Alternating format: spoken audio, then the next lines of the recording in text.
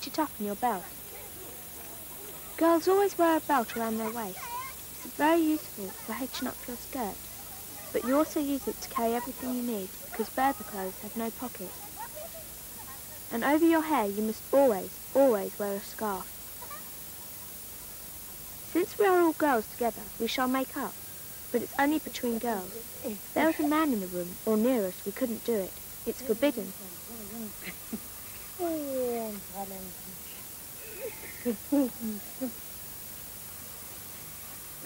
And there's another funny thing the girls do here when they make up.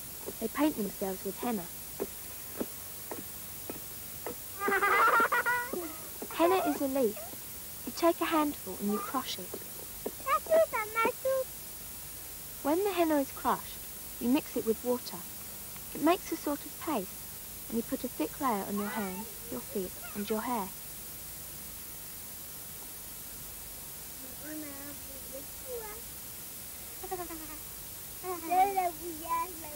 Ooh, what a gooey mess. And this is what you put on you. When you put it on your hands, you do it at night. You take a big handful of henna, you put your hand in a plastic bag, and the next morning when you wake up, you remove the plastic bag, and your hands are stained orange.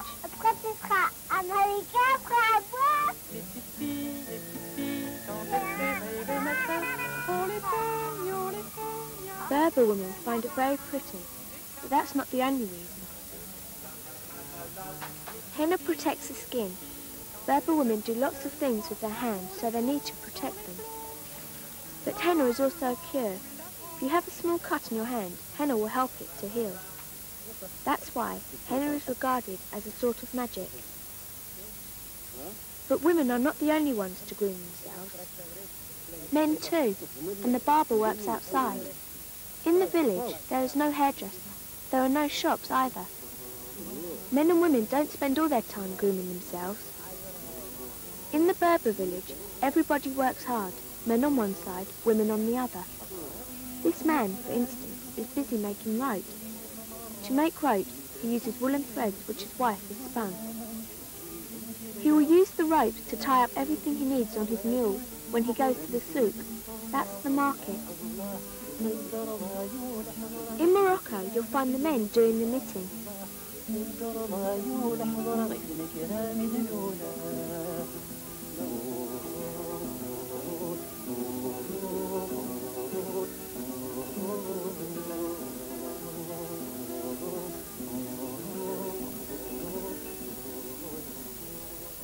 You'll also find women carrying out heavy physical tasks.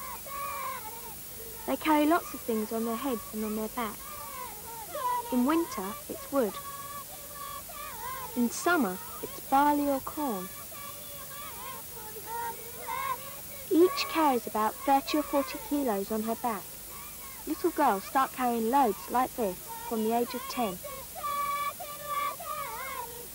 But women don't only carry goods on their back, they also carry their children. Why? Well, they say that if children are carried in that way, they cry much less. So, when a child cries, his mummy rocks him a little, as Aisha is doing just now, and generally he stops crying. But not always.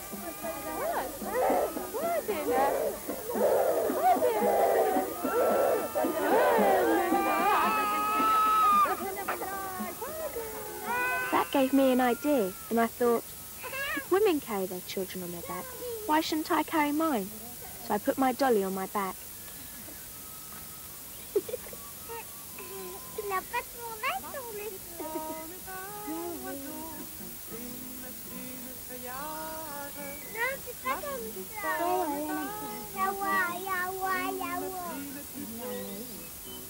But I also thought, if they carry children piggyback, why shouldn't I be carried too? So here we go, all three.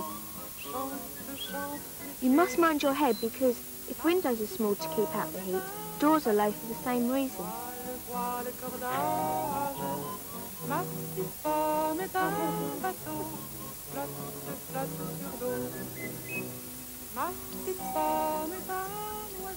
And where do you think we're all running? We're going to play with the other little girls. They found little stones, and with these stones they play a game which is very like our game of jacks.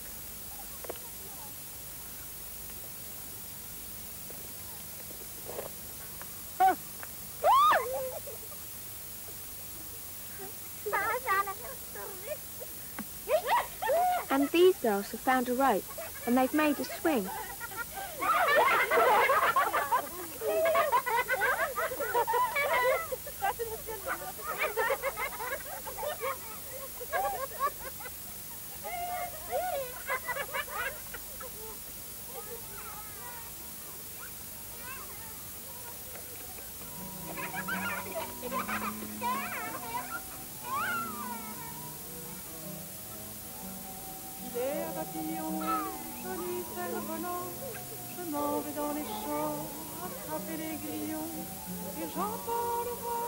And guess what their slide is?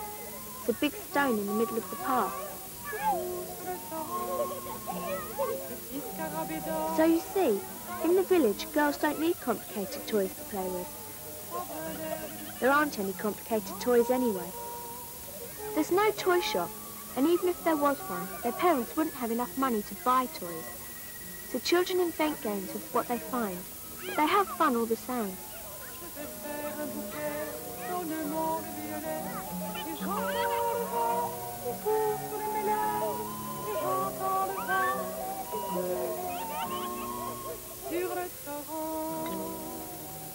But over there, when you're a little girl, you don't spend all your time playing. There is one thing you really must do. You must visit your granny often. In Moroccan villages, when grannies are old, they don't go into an old people's home because there are no old people's homes. Grannies go on doing lots of things. For instance, they teach little girls everything they know. On that day, our neighbour Miriam had invited all the girls of the neighbourhood to come for a tea party. We were offered glasses of tea, and as I was a guest, I had brought some biscuits, so it was something of a feast. But it isn't always playing games or having tea parties. At all times of the year, every day, children have to work hard.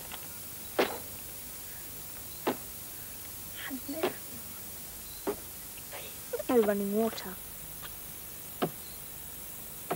You have to fetch and carry everything you need. For instance, when wood from the mountains is needed for the fire to cook the meal or heat the house, that's a task for the little girls. Of course, when you need to bring back large logs, that's a job for the father of the family. This is a young shepherd playing his flute. Very often in the mountains, young boys look after the flocks. But one task which is absolutely reserved for the girls is fetching water from the river. Yes, but first there must be water in the river. When it's run dry, what do?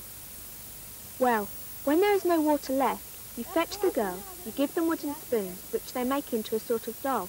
And look, they've dressed up that doll as a bride.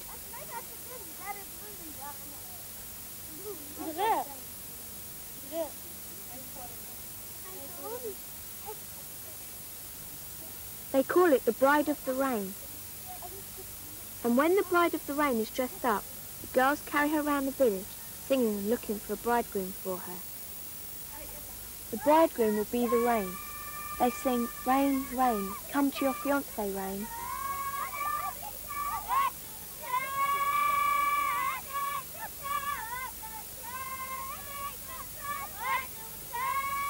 I bet you're all wondering, does it work?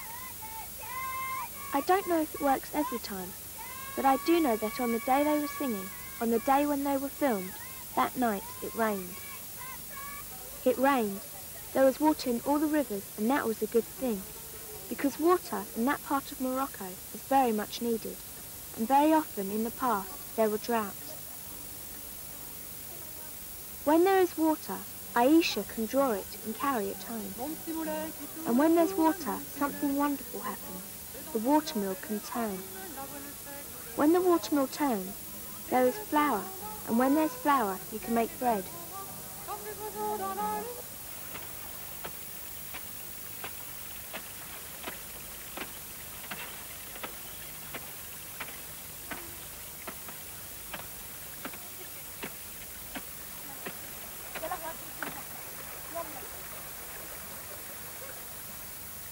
Such a life might seem hard to us, but these little girls aren't sad. Wherever they are, there is a lot of giggling and laughter. You can always tell where they are in the village, just by listening. Now, listen.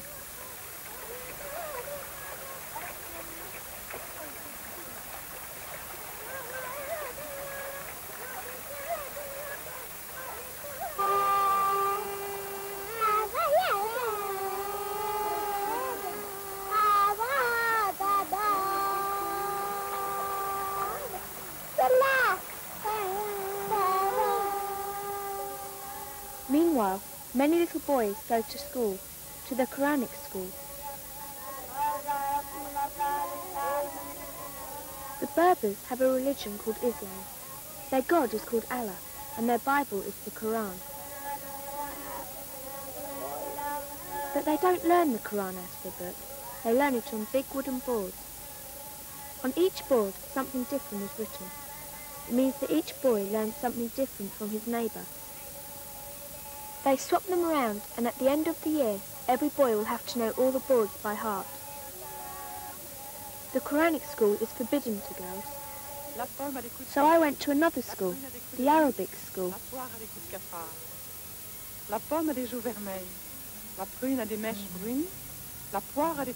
Some children face a very long journey to get to school. There aren't many Arabic schools in the valley, which means that some children have to set out very early in the mornings, around 6 or 30, and walk for 2 hours or more to get to a school where they learn in a language that is not their own. They are Berbers. The teacher speaks Arabic. At midday, those who live too far away to go home take little pieces of bread out of their pockets. That's their lunch. In the afternoon, there are lessons again, and in the evening, some of them again have to walk for 2 hours or more to get back home. And like children all over the world, in the evenings they have to do their homework. The father, Saeed, is making tea. Melaid, the mother, is making couscous, the main meal of the Berbers.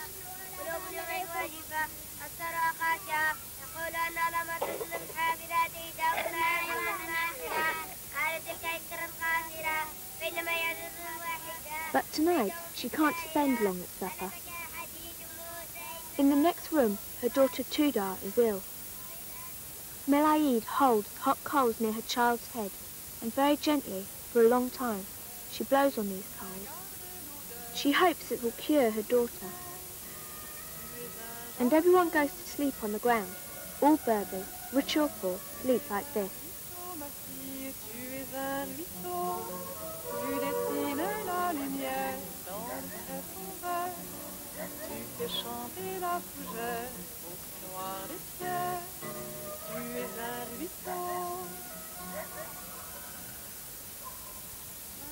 The next morning, breakfast outside.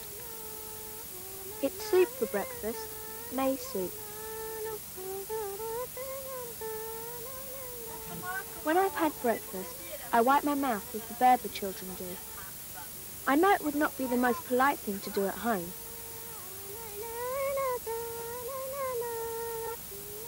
But that's not the only thing I learnt over there. I learnt some fantastic things, like hospitality, knowing how to open your door to others. I learnt generosity, knowing how to give. The first day we arrived there, they gave us a house. And then, every day, somebody brought us food, sometimes bread, sometimes eggs. At first, we were quite surprised. Then, after being given all these things, we also learnt to give. I also learnt to respect other people, even when they do things you don't quite understand. For instance, one day a grandmother was saying her prayers in the fields. Her daughter and granddaughter arrive.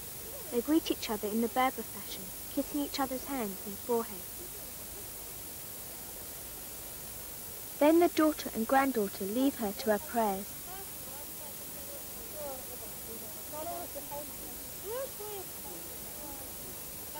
I thought perhaps there were many things in the village I hadn't been shown. even forbidden things. I talked to Aisha, the girl who had become my best friend, and together we decided to go looking for forbidden things. We went and opened doors.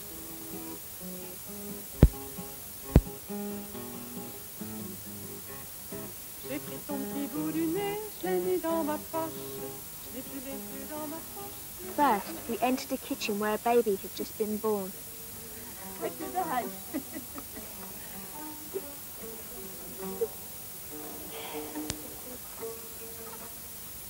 Over there, babies aren't born in hospitals, they are born at home, among the women. This child has just been born, but they love him very much, so they paint him with henna. You remember we watched henna being prepared earlier.